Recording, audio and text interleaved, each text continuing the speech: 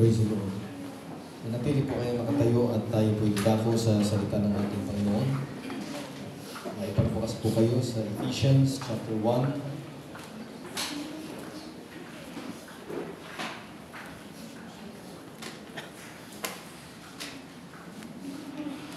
Basahin natin verse 2 hanggang verse 14.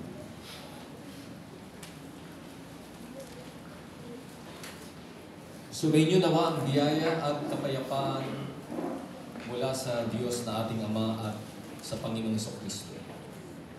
Purihin nawa ang Diyos at Ama ng ating Panginoong Kristo na siyang nagpala sa atin ng bawat pagpapalang ukol sa Espiritu sa sangkalangitan kay Kristo. Ayon sa pagkapili niya sa atin sa Kanya bago itinatag ang sanlibutan, upang tayo'y maging mga banal at mga walang dungis sa harapan niya sa pag-ibig. Na tayo'y itinalaga niya ng una pa sa pagkukup na tulad sa mga anak sa pamamagitan ni Jesucristo sa ganang Kanya ayon sa pinagaling ng Kaniyang kalooban. Sa ikapupuri ng kaluwalhatian ng Kaniyang biyaya na sa atin ay ipinagkaloob na masagana sa minamahal. Na sa Kaniya'y mayroon tayo ng ating katubusan sa pamamagitan ng Kaniyang dugo. Nakapatawaran ng ating mga kasalanan ayon sa mga kayamanan ng Kaniyang biyaya. Na pinasagana niya sa atin sa buong karunungan at katalinuhan. Na ipinakikilala niya sa atin ang hiwaga ng Kaniyang kalooban ayon sa Kaniyang minagaling na ipinapasiya o ipinasiya niya sa Kaniya rin. Sa pagiging katiwala sa kaganapan ng mga panahon upang tipunin ang lahat ng mga bagay kay Kristo.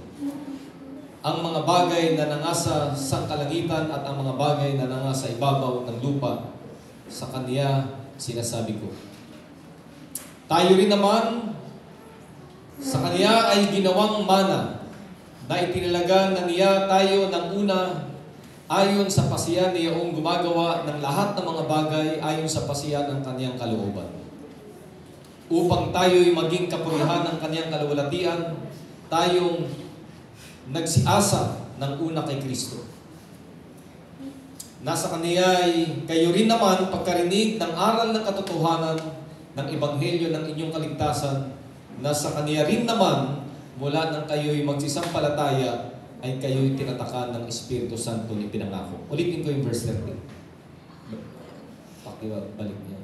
Nasa Kaniya'y kayo rin naman pagkarinig ng aral ng katotohanan ng Ebanghelyo ng inyong kaligtasan, na sa Kaniya rin naman mula nang kayo'y magsisampalataya, ay kayo'y tinatakan ng Espiritu Santo na ipinangako. 14. Na siyang patutuo sa ating mana. Ibig sabihin, siyang katibayan o patunay sa ating mana. Pruweba. Hanggang sa ikatutubos ng sariling pag-aari ng Diyos sa ikapupuri ng Kaniyang kaluwalhatian.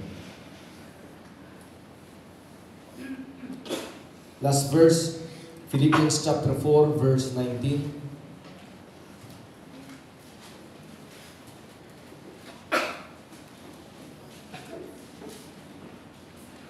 At pupunuan ng aking Diyos ang bawat kailangan ninyo ayon sa Kaniyang mga kayamanan sa kaluwalhatian kay Kristo Jesus. And my God shall supply all your needs according to His riches in glory in Christ Jesus. Manalangin po tayo. Salamat, Panginoon, sa iyong mga salita. Pagpalain mo ito at maging kalakasan ng aming kaluluwa. Sapagkat hindi lamang kami nabubuhay sa tinapay, kundi sa bawat salitang namumutawid sa iyong bibig. Mangusap ka po sa bawat isa, sa bawat kapatiran, sa bawat mga panauhin, mga kapatiran na galing pa ng ibang lugar. Ikaw po ang siyang mangusap sa bawat isa po sa amin. Ikubli mo ako sa iyong likuran. Dalangin po namin ang iyong presensya, ang siyang madama ng bawat isa samantalang kami ay nagsasalo-salo sa iyong mensahe sa araw po ito. Sa iyo po ang kapurihan at pasasalamat. In Jesus' name we pray. Amen. Praise the Lord. Okay. Mag-apo na po kayo mga kapatid. May pahabol na prayer request, pero pag-pray natin mamaya after ng preaching. Guidance for Brother Marlon Dipanyo sa kanyang pag-alis sa Wednesday. Nandito ba si Brother Marlon? Okay. So, sakay na naman siya sa Wednesday. Isama na siya sa prayer mga kapatid. At gayon din, ating kiniklaim ang kagalingan ng mga kapatiran natin ang dumaraan ngayon sa mga lagnat, tubo, trangkaso. Medyo ang panahon natin ngayon ay kakaiba, kaya ingat po tayo mga kapatid. Okay, so may ilan tayong mga kapatiran hindi po natin kasama ngayon dahil masama po yung kanilang pagramdam. But we claim their healing in Jesus' name. Amen. Okay. At muli atin pong binabati at wini-welcome ang presensya po ng ating mga guests na narito. Ang kapatid natin galing sa Sama. Malayo pa mga kapatid yung kanyang pinanggalingan at yung friend ni Sister J. Sino siya? Ano ulit? Saan ba yung pangalan ng mga... Hindi, kilala ko si Sister Irish. Irish station. Okay. Yun na yun, sis. God bless you. Praise the Lord. Amen. Let's talk about man's greatest need.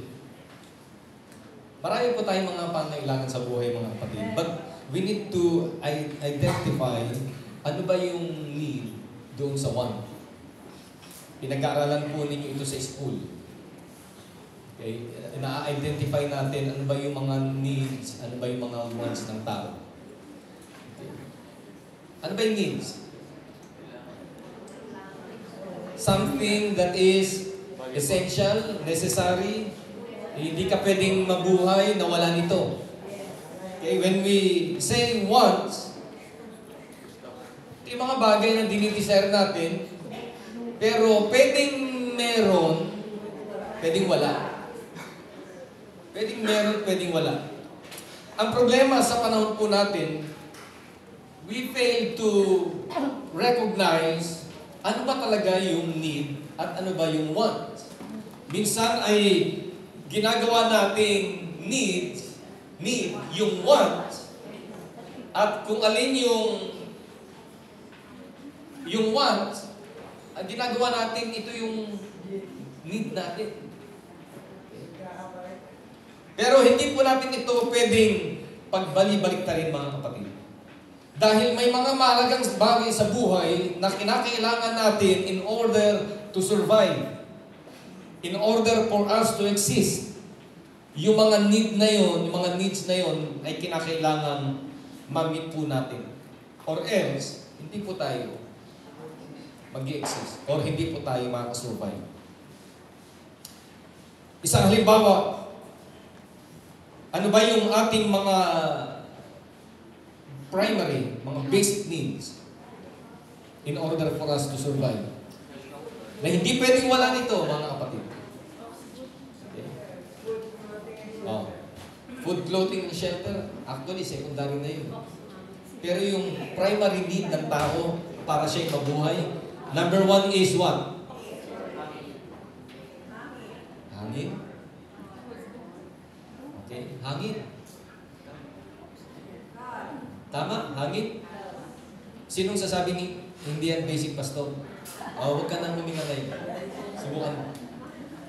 Essential yan eh. Every living organism, every cell, tao man yan o hayop man yan, kinakailangan ng oxygen. At ito yung sinasabi ng Bible, life is in the blood. Because it is essential. Kailangan yun, mahalaga yun. At yung oxygen na yan, pag nilanghap natin, pumapasok sa ating lungs, at yan ay natatransfer sa dugo sa pamagitan ng puso na naka-attach doon sa lungs. At yung puso na yan na nagpapump ng blood, yung dugo na rich in oxygen, ay sinusupply niya sa buong parte ng ating katawan. If you will cut that supply, ano mangyayari sa atin? Mangingimi yung paa mo, hindi nakadalo yung dugo doon. Mangingimi yung kamay mo, pag hindi nakadalo yung dugo doon. Pag nakat yung supply sa brain, ano mangyayari sa'yo? May-stroke ka. Mamamatay tayo. Kasi essential yun eh. Hindi pwedeng ipagkait sa tao. So number 1 is oxygen. Ano yung pangalawa sa tingin ninyo? Ha? Tubig. Nauwaw nga ako ngayon eh. Pwede bang pakuha tubig? Hindi ako nagbibiro. Medyo nauwaw ako. Yan. Tubig. Kung wala nito mga kapatid, ba't may kulay ito? Sigurado kayo tubig to. Kung walang tubig, hindi po tayo makakasurvive.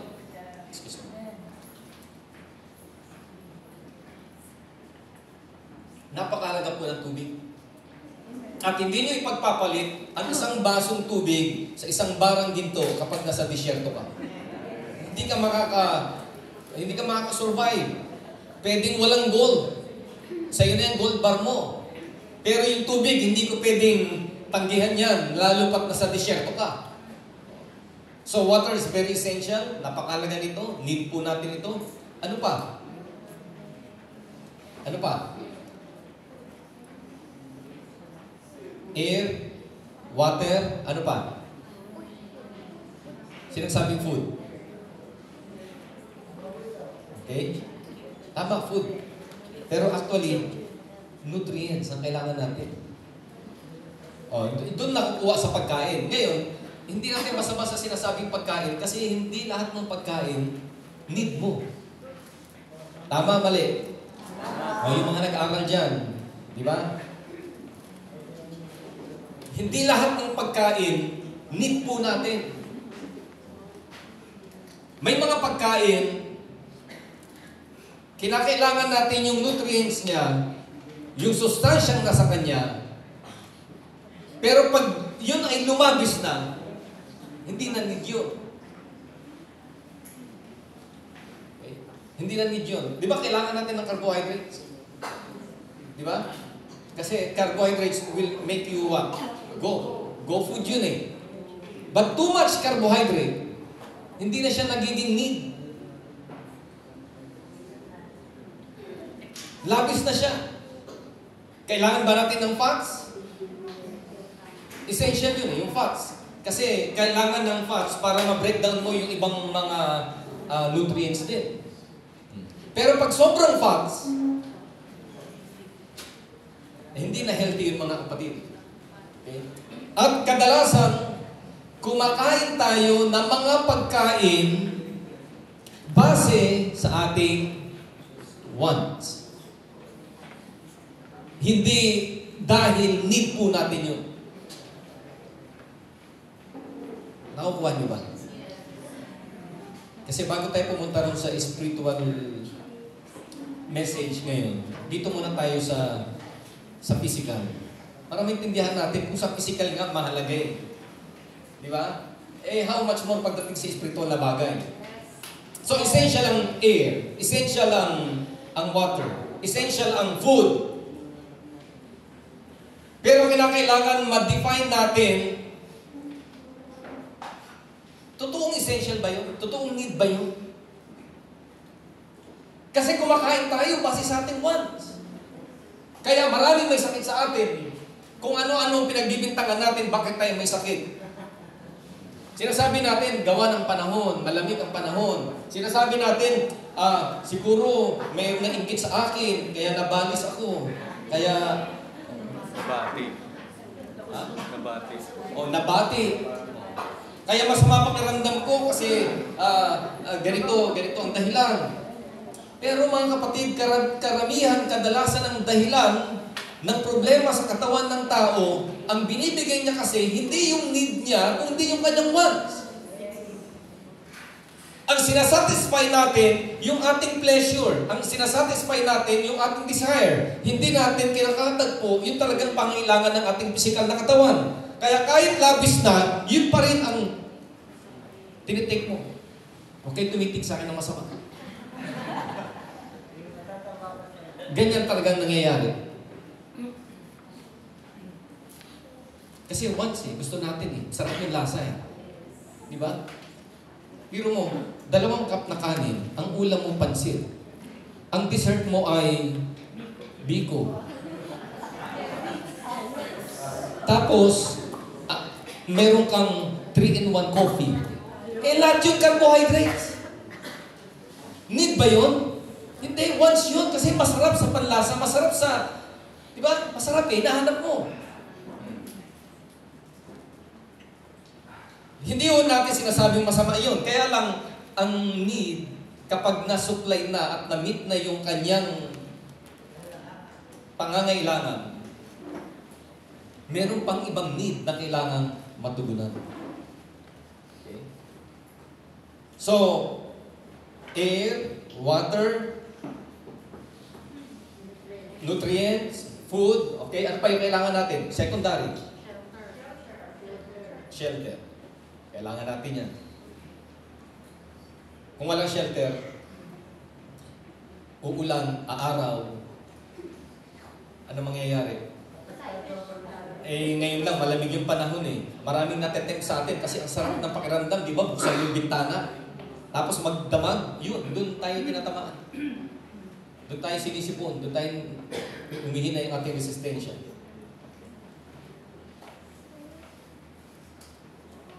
Pag wala kang tahanan, wala kang maayos na bahay, prone ka sa napakaraming mga sakit. Kasi dala ng hangin yan Okay?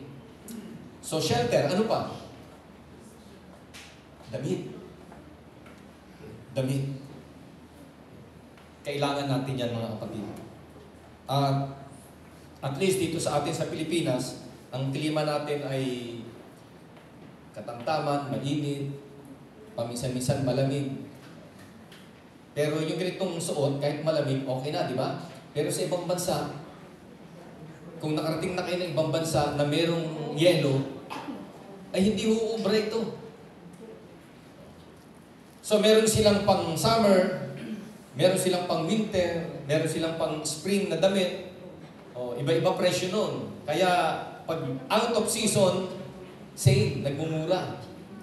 Kaya ang mga Pinoy, mauutak So after ng winter, isisale na yung mga damit na yon. Ang gagawin ng Pinoy, bibili ko ito. Kasi sa susunod na winter, itong susuotin ko. Nakamura siya. So basic need. Hindi tayo pwedeng mabuhay, hindi tayo pwedeng maka-survive kung wala itong mga needs na ito. Yung mga wants, kinakailangan natin ma-identify kasi pwedeng meron siya, pwedeng wala. Pwedeng mabuhay tayo walang cellphone. Pwede tayo mabuhay walang ito. Okay. Pwede tayo mabuhay wala tayong sasakyan. Pwede tayo mabuhay walang microwave. Walang washing machine. Kasi nakakatulong lang yun para mapagaan ang mga gawain natin sa buhay. Pero kahit wala nun, makakasurvive pa rin tayo. Basta marunong kang magkusot, marunong kang maglakad. Di ba?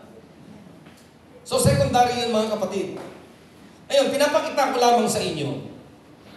Kung yung mga bagay na talagang need natin ay hindi natin pwedeng itanggi at hinahanap natin, ginagawa natin lahat ng paraan na magagawa natin para ma-meet yung mga need na ito, yung mga needs na ito, at alam natin ang kahalagahan nito in order to survive, tandaan po natin, merong greatest need ang tao.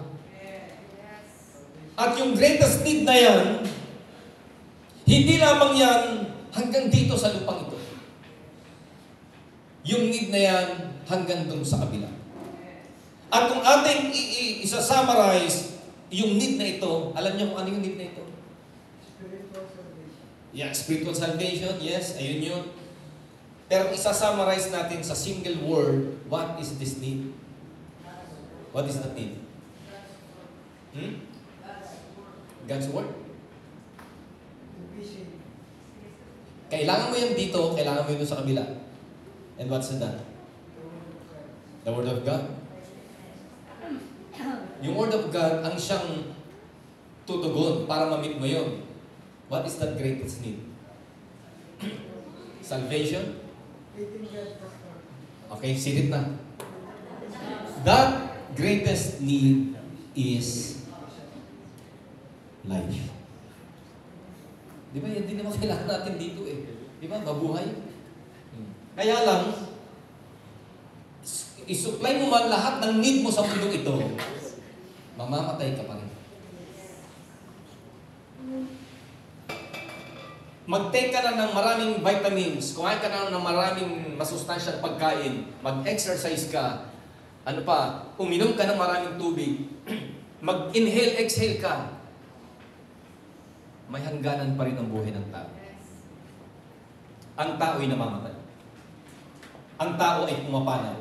Ang tao ay tumatanda. Ang tao ay humihina. Aminado kayo mga tumatanda na dyan, mga elderly na. Amen. Alam nyo, mabisa yung prayer. Di ba nung prayer meeting natin, nagpa-pray ako na yung sa likod? Kasi nagbuhat ako ng malimbuhat. Sumumpong na naman yung likod ko. Tapos, sino bang nakasign na mag-pray niya? Ha? Nasabi ko, isama niyo ako sa prayer, yung likod ko sumasakit. Alam niyo, the next day, maganda yung pakiramdam ko eh. Kasi usually, pag nagkaroon ako ng sakit, yung sumpong itong sakit ko sa likod, ano yan, bigs yan. Pero salamat sa Panginoon sa prayer ha. Pag tumatanda ka na, hindi mo na iwasan yun. Humihina tayo. Kaya nga si Carl Johnson, nagpunta ng Bulacan, nakabike. Nagbike siya. Oh, kwento niya kanina. Pagdating doon, hindi na siya pinayagang magbike pabalik, binigyan na lang siya ng pera. Mamasahe ka na lang. Kasi aminin mo, Brad, tumatanda ka na rin. Humihina tayo. Hindi natin yan mapipigilan. At babalik tayo sa alam mo. Bakit ang tao humahantong sa ganitong kalagayan? Samantala, kung iisipin mo, tanongin mo maraming tao, ang sarap mabuhay sa mundo. Gusto ko pang mabuhay. Gusto kong magtagal. Gusto ko pang matikman. Gusto ko pang yung mga wants ko ay ma-experience ko. Yung mga need ko ay makatagpo ko. Yung mga ambition, yung mga desires, marating ko pa. Kaya lang, kahit marating mo lahat ng iyon, ang dulo ay merong wakas. Bakit pa tayo umantong sa ganito? Bakit ang tao may hangganan? Ba't ang tao namamatay? Now, if we will study the Bible, there's only one reason bakit tayo namamatay. And that is sin. Dahil hindi tayo dinisenyo ng Diyos na merong hangganan from the beginning. He created us perfect. He created us eternal. Doon sa halamanan, doon sa garden na kanyang inihanda para sa atin. At lahat ng bagay na ginawa ng Panginoon ay mabuti. Pero kailangan nasira ang disenyo ito. Nang magkasala ang tao. Kasi ang sabi ng Panginoon, sa oras na kanin ninyo, yung pinagbabawal na bunga na yan. Thou shall surely die. Mamamatay ka. Tiyak. Totoong mamamatay ka. At mula noon, lahat ng naging binhi, lahat ng naging bunga ng pagsasama ng ating unang magulang, lahat ay namamatay. Romans chapter 5. For all have sinned. Kung paano sa pamagitan ng isang tao, ang kasalanan ay pumasok sa sanlibutan at ito ay naipasa. Hanggang dumami ang tao at ito tayo ngayon. Taglay-taglay natin sa ating pagkatao yung fallen nature, yung yung kalikasan ng ating unang magulang na nahulog, nagkasala at namamatay. Kaya tayo ganito, mga kapatid. Ngayon, sino makakasalba sa atin sa kalagayan yun? May nagawa bang tao para maiahon niya ang sarili niya doon sa kamatayan na yon at mabuhay siya forever? Alam nyo, ito yung foolishness ng ngayon science ngayon. They're trying very hard to look for a solution, a remedy. Paano ang tao mabubuhay forever? Ha? Nagsasaliksik sila. Pinag-aaralan nila. Hindi ko alam kung may matutuklasan sila na paraan para ang tao ay mabuhay forever. May mga pamamaraan silang mga preservation na ginagawa na maaring ang tao pag namatay ay ipipreserve muna siya para wag siyang mabulok. And in the future, pag natuklasan na yung kaparaanan paano marirevive yung isang patay, ay pwede siyang buhayin muli. Ang iba naman ay pinipreserve yung kanilang DNA na pag natuklasan yung mga pamamaraan na sa mga susunod na taon, pag nabuo na nila yung paraan na yon, yung DNA na yon ay kanilang bubuhayin muli at gagawin isang tao at kung ano yung itsura niya nung siya ay nabubuhay ay ibabalik siya ulit.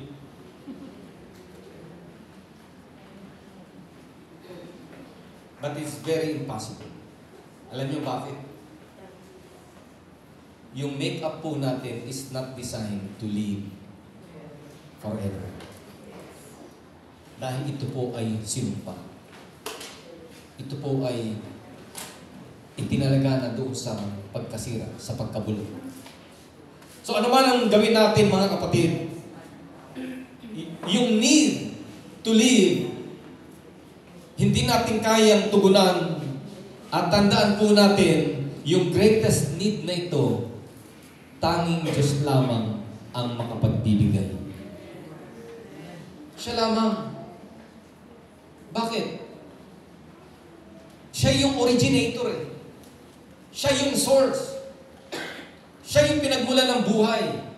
At ang very attributes niya, essence ng Diyos, God is Spirit. God is life. Ang Diyos ay hininga. Siya ay buhay. At ang dahilan ba't ang tao namamatay, napahiwalay tayo, na-disconnect tayo doon sa source na yun, mga kapatid. Naputol ang ating connection sa source na yun because of sin. Pero ang Diyos natin, na isa sa kanyang mga attributes ay hindi lamang espiritu at buhay. Isa sa attributes niya ay God is love. Pag-ibig. At dahil sa kanyang kalikasan na siya'y pag-ibig, mga kapatid, He saw our needs. Nakita niya yung ating pangailangan. Na hindi natin kayang katagpuin yung need na ito. Hindi natin kayang tugunan yung need na ito. And God saw our needs. At anong ginawa niya? Gumawa siya ng solusyon upang ang buhay ay maibigay sa tao. Para magwakas man ang buhay sa mundong ito, meron tayong tinatawag na afterlife. Merong buhay doon sa kabila. Pero yung buhay doon sa kabila, kailangan masumpungan mo yun. Ngayon, masasabi mo bang wants yan or need lang? Kung sino lang, pili lang ba ang tao na dapat pagbigyan yan? No. Tingnan niyo kung gaano kalaki ang pag-ibig ng Diyos. For God so loved the world. Lahat. Mayaman, mahirap, bata, matanda, makasalanan o hindi makasalanan, lahat ng tao, wala siyang tinangin, wala siyang pinili. Kahit pag gaano kalaki ang iyong kasalanan, kahit pag gaano kadilim o kasama ang iyong nakaraan, nakita ng Diyos ang need ng tao at yung need na yun ay mabuhay hindi lamang sa mundo ito, kung hindi doon sa kabila, sa piling niya.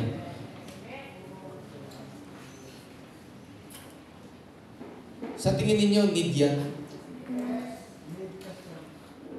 Minsan kasi yung need, Yung need, binabase natin sa ano eh. Binabase lang natin sa nakikita ng ating mata. O minsan yung need, binabase natin sa sinasabi ng lipunan. Kasi yung sabi ng lipunan, kailangan mo ng ganito, kailangan mo ng ganito. Pero tandaan natin mga kapatid, meron tayong need, pangangailangan, na maaaring hindi mo siya na-appreciate ngayon. Pero darating yung panahon, sasabihin mo, kailangan ko to.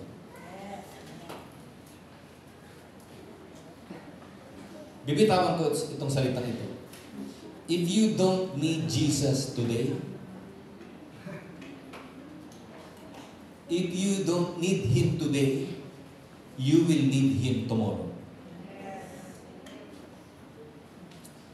May kinikwento si Kayel, yung classmate niya, atheist. Nagdidebate sila.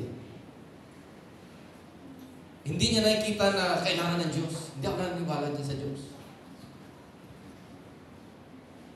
Pero sa takbo ng kanilang usapan, nagduda siya sa kanyang paniniwala na walang Diyos. Kasi tandaan natin mga kapatid, mahirap i-deny na walang Diyos. Alam niyo bakit? Yung tanong ng siyensya na hindi kayang sagutin, sinasagot ng Biblia. Halimbawa, paano umiral ang mundo? Ano sabi ng science? 13 billion years ago, sa singularity na tinatawag, ay nagkaroon ng isang malaking pagsabog. At mula sa pagsabog na yan, nag-expand at nagkalat ang iba't ibang materials. Ang iba ay naging planeta, naging bituin. 13 billion years ago. At ito nga, nakabuo ng planetary system. Ito na yung ating solar system. Okay? Iba't ibang galaxies. Pero ang tanong, before the Big Bang, what?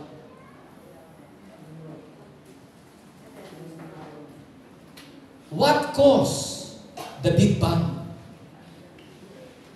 Ano yun? Basta lang bang? Ano yun? Magic? Oh, tingnan niyo ito. Hawakan mo, Brother Joshua. Alam niyo, mayroon ng power. Mayroon ng power. Tingnan niyo yung tubig, gano'ng karami. Hawakan mo. Oh, hindi mo. Diyan. Hawakan mo. Tingnan niyo ha. Babawasan niyo. Dito ka para makita ng iba. Naniniwala kayo mababawasan yan, didiretso sa tiyan ko? Ha? Okay. Maniwala lang kayo.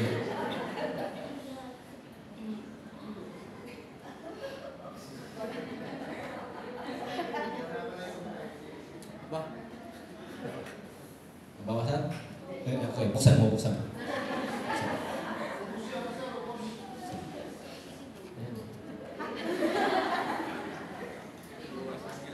Hindi na bawasan. Cause and effect. Science yun eh. Diba? Ano yun, magic? Bababang ganun? Na walang nag-cause? Ano yung magic? Biglang lumitaw biglang lumitaw ang planeta, biglang lumitaw ang buwan, ang mga bituin, na walang nag-cause. Can nothing produce something? Logic. Can nothing produce something? Science nagsasabi, basta Big Bang, before the Big Bang, there's nothing. Can nothing produce something? Pero may explanation ng Bible. In the beginning, God, merong Diyos. Yun yung argument patungkol sa cause. Pero merong argument patungkol sa design. If you will deny the existence of God, how come ang ating universe is governed by laws? Di ba? May mga batas na nakapaloob dyan. Bakit merong gravity? Bakit merong proximity ang bawat planeta na hindi nagbabanggaan?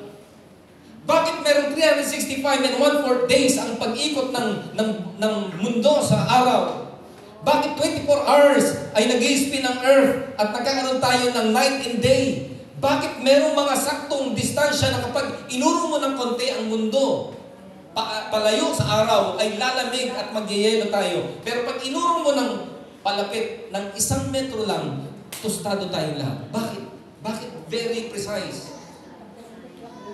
Because there is an intelligent mind behind the universe. Merong matalinong may likha na gumawa ng langit at ng lupa. So if you will deny the existence of God, tama yung sinasabi ng Bible, the fool said in his heart, there is no God. Kaya para sabihin mo, hanggang dito lang ang buhay. Mabubuhay ako dito, enjoy ko ang buhay, titikman ko lahat, yung mga needs ko na para mag-enjoy ang aking physical, okay, hahanapin ko yan, imimit ko yan. Pero tandaan mo, meron Diyos na non-detached tayo. May hangganan ang buhay natin dito. Pero yung Diyos na yun na eternal, yung Diyos na yun na walang hanggan, nakita niya yung pangangailangan natin at ayaw niya na maanihilate tayo. Ayaw niya na mapahamak tayo. Ayaw niya, mga kapatid, na magwakas ang buhay natin dito na walang pag-asa. At yan ang dahilan kung bakit isinugo niya ang kanyang bugtong na anak upang sa pamamagitan niya ay mahalo tayo sa kalagayan na yun at bigyan tayo ng buhay not only in this present age but in the world to come. Gusto niya bigyan tayo ng buhay. Gusto niyang ma-experience natin yung buhay doon sa kabila sa piling ng ating Panginoong Diyos. Balikan natin yung Ephesians. Blessed be the God and Father of our Lord Jesus Christ, who has blessed us with every spiritual blessings in the heavenly places in Christ. Just as He chose us in Him before the foundation of the world, that He should be holy and blameless before Him in love. He predestined us to adoption of sons through Jesus Christ to Himself according to the kind intention of His will. See? Intention to ng Diyos. Kalooban niya ito. Ano yung kalooban niya? Na tayo ay pagpalain, i-bless. What kind of blessings? Spiritual blessings in the heavenly places. Spiritual blessings. When we talk about spiritual blessings, mga kapatid, yan yung mga bagay na binigay ng Diyos sa iyo na hindi kayang tumbasan ng salapi. And what is that spiritual blessing? Life, everlasting. Peace, joy, righteousness, eternal life. Kaya nga sabi ng Panginoon sa John chapter 11, I am the resurrection and the life. Siya ang buhay at ang muling pagkabuhay. Siya na sumasampalataya sa Kanya, bagamat mamatay, ay muling mabubuhay. At ito yung greatest need ng tao. Yung magkaroon tayo ng buhay na walang hanggan. Ito yung pangangailangan natin. Yes, hindi ho masama na magkaroon ka ng pera, hindi masama magkaroon ka ng sasakyan, kailangan natin yan. Ako nagpe-pray din ng mga blessings ng Panginoon at kayo rin, di ba? Hindi mo masama yan. Kailangan natin yan sa mundong ito eh. Physiological need yan eh. Pero tandaan natin, meron tayong greatest need. And what is that? Life, everlasting. Kasi ano man ang pilit natin gawin na mabuhay dito na mahaba, lilisan pa rin tayo. Pero mag-spend tayo ng eternity somewhere else. Langit o kapahamakang walang hanggan. Ngayon, pipili ka. Ngayon, na-realize mo yung need. Meron kang gagawin dyan. Kasi yung need na yan, hindi yan basta biglang darating na ganun. Meron kang decision na gagawin.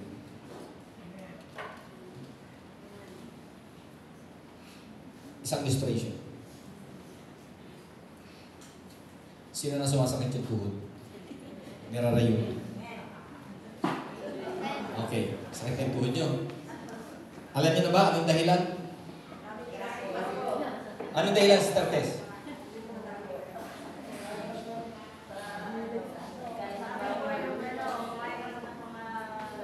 Oh, kumain ng laman loob. Susunod, kumain ka naman ng laman labas.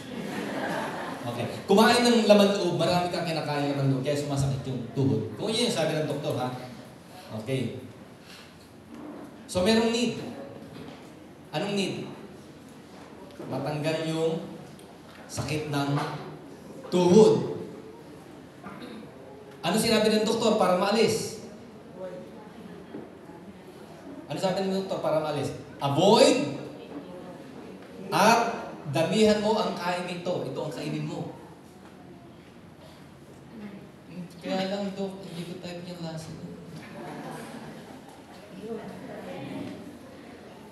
Dok, hindi linang yung dila ko dyan. Talagang di ako makakain ng gulay. Kaya alam niyo, may mga tao pag kakain ng pansit, lahat ng gulay ginagawin. Sineseparate yung gulay. Tapos yun lang yung kakainin niya, yung gusto niya. Pero kung alam mo yung need, handa ka ba magsakripisyo? Dahil may need eh. Diba? Oh. Yung mga diabetiko na, mataas yung sugar, excuse me lang ha, ganyan talaga ang buhay. Kaya alam nyo, hindi lahat ng positive maganda, hindi lahat ng negative pangit. May mga positive na pangit, may mga negative na maganda. Halimbawa, matest ka, positive. HIV. Positive? Good news ba yun? O, matest ka, negative. Negative yung baga mo. Negative sa TV. Good news, bad news. Minsan ganyan din. May mga bagay na parang pangit sa atin eh. Hindi ko type eh. Parang hindi ko gusto yung lasa. Pero yun yung need mo. Yun yung need mo. Sabi nga nila, everything sweet is bitter to your liver, and everything bitter is sweet to your liver. O mamili ka. May sakit ka na sa liver. Ang kailangan mo bitter. Oh. Ay, ayaw mo eh. Ayaw mo. Pero yun yung magpapagaling sa'yo. Yes. Dahil yun yung kailangan mo. Amen. Naalala ko nanay ko eh, mga matatanda nun, di ba? Mga dahon-dahon lang painom sa'yo. Pag pinurga kami, ewan ko anong dinitiktik niya na buto na, inom! Pait eh. Pero yun yung gamot eh. Alam niyo ba, sa salvation ganyan, sa kaligtasan ganyan, sa buhay na walang hanggan ganyan, may mga tao, tanungin mo, gusto mo pumunta sa langit? Lahat gusto. Pero hindi makarating ng simbahan. Simbahan nga lang eh. Eh langit pa. So anong point? Pagdating sa kaligtasan, meron kang decision gagawin. Kung naiintindihan mo yung need. So what is your need? You need to live. You need life. Life saan? Dito lang? Hindi lang dito eh. May buhay sa kabila. At wag tayong susugang. Alam niyo bakit? Maaring i-deny mo, sabihin mo, wala pa naman nakarating doon. Hindi pa naman natin nakikita yun. Ano lang naman yan? Faith lang naman yan. At yan ay, lang naman, religion lang. Paano kung totoo? At namulat ka isang araw, natutuon ka na. Totoo pala, wala ka ng chance bumalik. Bakit susugal ka sa isang bagay na wala kang katiyakan? na narito ng salita ng Diyos, itinitiyak na sa iyo, saan mo masusubukan ang buhay? Ano ang paraan para ang tao ay mabuhay? Para ang tao magkaroon ng kapayapaan? Nariyan na sa harapan natin, susugal pa ba tayo? Mga kapatid, I will not take chances. Mas maiging yapusin ko na ito, mas maiging pagtiisan ko na ito, mas maiging tanggapin ko na ito. Magwakas man ang buhay ko sa mundong ito, totoo man yun o hindi, walang mawawala sa akin.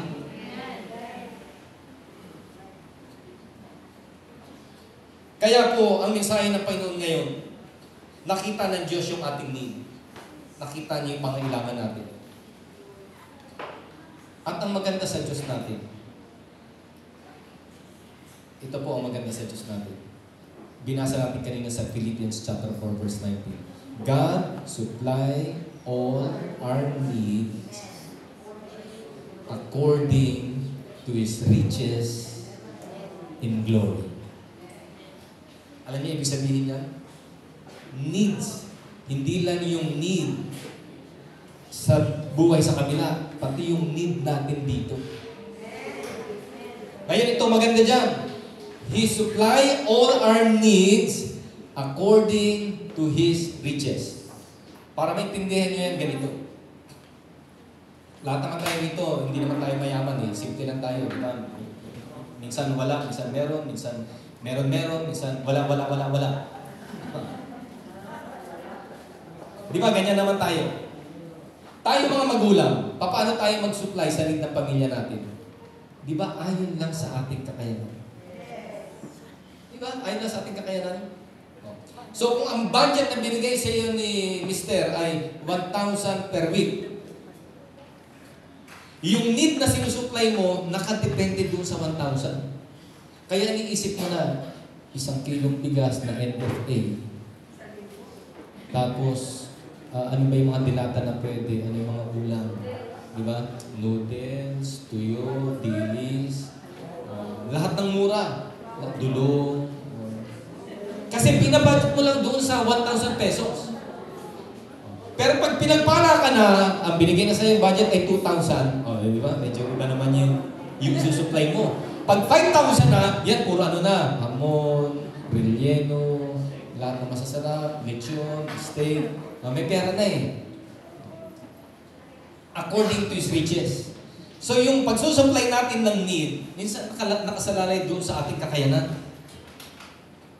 Ngayon, i-apply natin yan sa Diyos.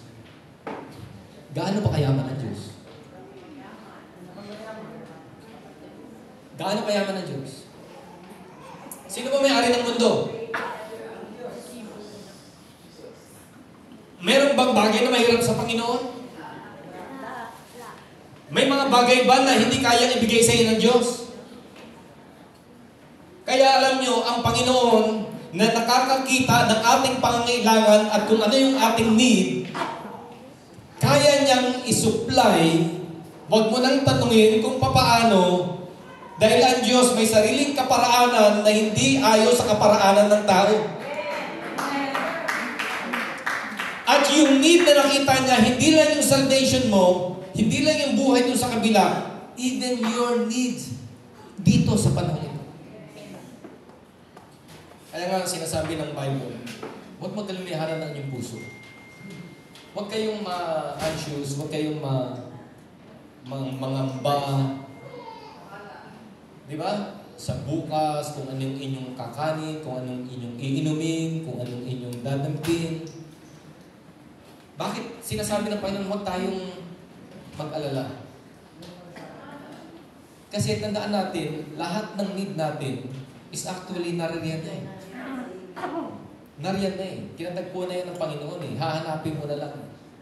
Ang problema kasi kalam natin kasi lahat bubulaga sa iyo, darating sa iyo. No. Kinakailangan mo minsan kumatok. Pag walang tao, maghanap ka. Di ba? Seek. Hindi lang naman sinabing knock eh. Sabi rin doon, seek. Ano pa sabi? Ask. Diba?